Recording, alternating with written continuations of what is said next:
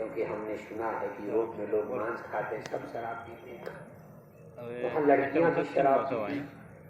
इसलिए तुम हमसे वादा करो, विदेश में, यूरोप में, लंदन में भी जाकर तुम मांस नहीं खाओगे, शराब नहीं पीओगे। दूसरा हमसे वादा करो, वहाँ आप किसी स्त्री से अशुद्ध नहीं होगे, किसी स्त्री को अशुद्ध नहीं करोगे और किसी स्त्री से तुम अशुद्ध नहीं होगे।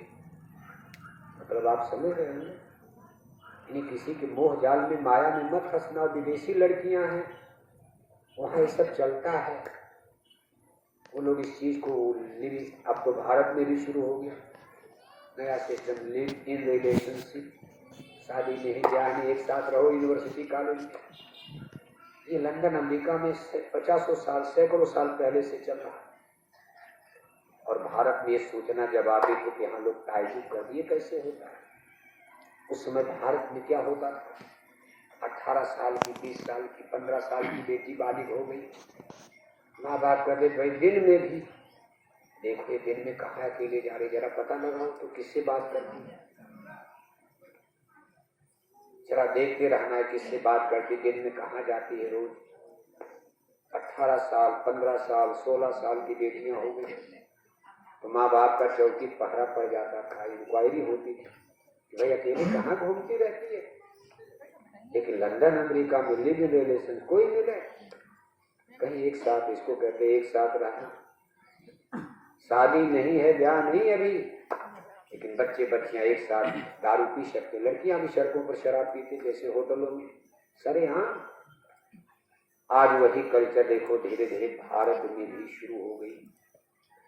लेकिन गुजरात को धन्यवाद देना पड़ेगा, उसने गांधी ऐसे महामानव को पैदा किया कि लंदन अमेरिका में भी रहकर मांस नहीं खाए, शराब नहीं पी। दो एक घटना उनके साथ घटी, लेकिन माया जाल में फंसी थी। धावा तो उन पर भी आया, तो उन्होंने अपनी आत्मकथा में सब बयान किया। इतना निष्पक्ष सच्चा आदमी तो कोई मिलेगा नहीं। गांधी जी ने लिखा, एक बार मैं वेश्या के कोठे पर भी चला गया, मेरे साथी बाका कर ले गए। बताओ, अपनी बुराई कोई बयान करेगा? उन्होंने किताब में लिख दिया। मैं राजकोट में पढ़ता था, पढ़ते समय मेरे एक दोस्त ने बहका करके मुझको ले जाकर एक बार मांस खिला दिया। उनके अंग्रेज दोस्त अंग्रेजों के लड़के पढ़ते थे। अरे कहा, गांधी तुम बड़े दुबले हो। गांधी जी बड़े दुबले पतले थे और दिमाग से भी कुछ क्रीम ब्रेन नहीं थे। High school 3rd division pass की किसी तरह। उनके एक अंग्रेज दोस्त ने उनको बहकाया, कहा गांधी, मिस्टर गांधी, तुम दुबले पतले इसलिए हो और दिमाग से भी कमजोर हो क्योंकि तुम अंडा नहीं खाते हो, मांस नहीं खाते। जो लोग अंडे खाते हैं, मांस खाते, उनका ब्रेन माइंड दिमाग तीक्ष्ण हो जाता है। शरीर तो मजबूत होता ही है, अंडा और मांस खाने से दिमाग भी तेज हो जाता। और गांधी, तुम्हारे देश पर मुसलमानों ने इसीलिए कब्जा कर लिया कि मुसलमान मांस खूब खाते हैं और हिंदुस्तानी लोग ज्यादातर वेजिटेरियन, शाकाहारी होते हैं।